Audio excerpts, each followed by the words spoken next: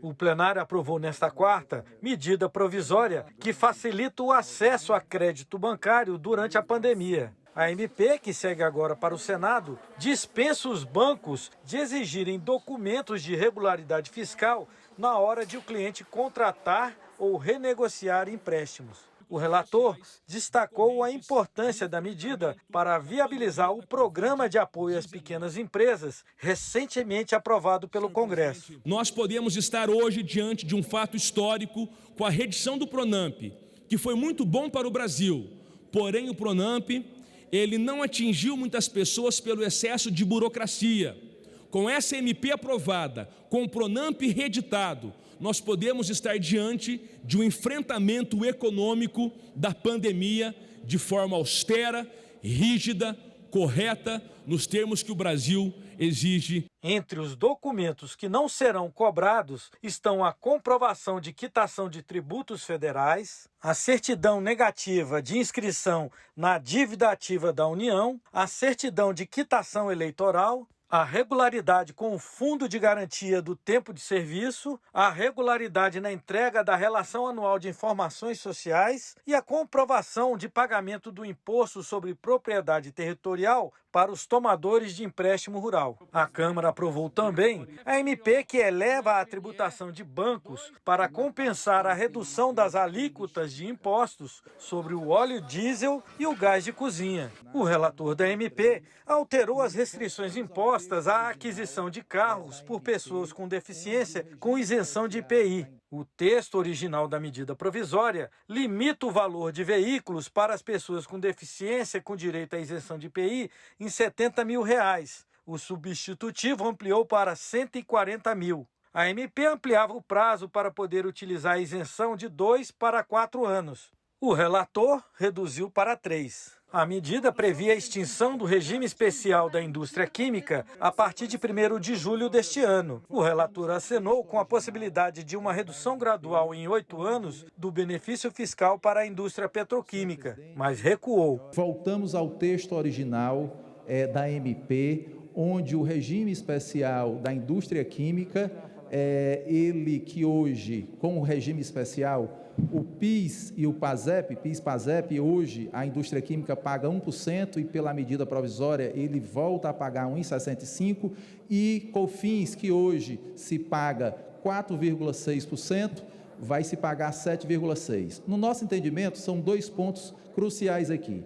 O primeiro ponto é que para poder fechar a conta, e aqui a lei de responsabilidade fiscal, para que eu pudesse fechar a conta e preservar o PCD com um limite, o teto, de R$140 mil, e para poder fechar as contas, eu teria que recuar nesse ponto. E o segundo ponto é que na discussão que nós fizemos junto à emenda de plenário, é que o regime especial da indústria química, ele já vigora desde 2005. Estamos sentindo traídos, né?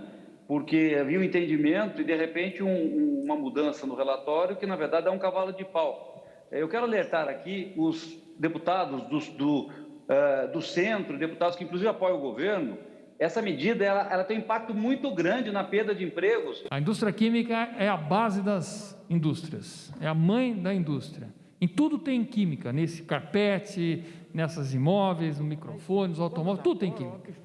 E aí, quando a gente faz com que o regime especial da indústria química caia de forma abrupta, nós vamos ter impactos que vão gerar inflação. Com o debate, foi feito um acordo no plenário que permitiu a adoção de uma redução gradual da REIQ em 4 anos. O texto aprovado na Câmara introduziu também uma nova forma de tributação de loterias de cotas fixas e retirou a isenção de impostos de combustíveis destinados à Zona Franca de Manaus. As alterações provocaram reações. Não pode uma lei ordinária alterar um comando constitucional, já interpretado pelo Supremo Tribunal Federal. Aí me disseram aqui alguns que tem empresas que estão fraudando isso. Se tem empresas que estão fraudando isso, quem tem que cuidar para combater a fraude é a Receita Federal e a Polícia Federal.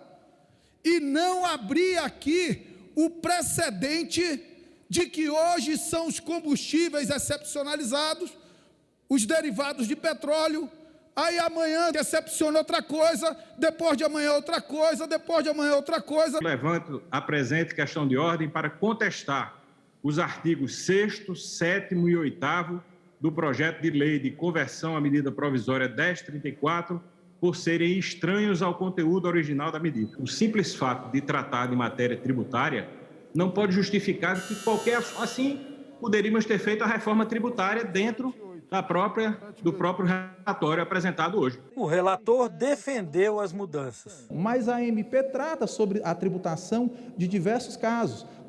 Ninguém aqui foi contra, a não ser, eu acho que o Novo, quanto à questão da majoração da alíquota das instituições financeiras. Agora, quando se traz um outro tema para se discutir, que se fala em tributação ou adequação de tributação, aí começa-se uma polêmica dizendo que dentro da matéria tem jabuti, e na realidade não, é uma matéria importante para o país, inclusive esses recursos são para poder bancar a questão dos subsídios que foram concedidos ao diesel, ao gás de cozinha de cada cidadão em suas casas e também a querosene de aviação. No final da sessão, os deputados aprovaram ainda o projeto que tipifica a violência psicológica contra as mulheres. A proposta, apresentada pela bancada feminina da Câmara e que agora segue para o Senado, cria o programa Sinal Vermelho contra a Violência Doméstica, pelo qual as mulheres em situação de risco podem pedir socorro apenas com um gesto. Com o objetivo de coibir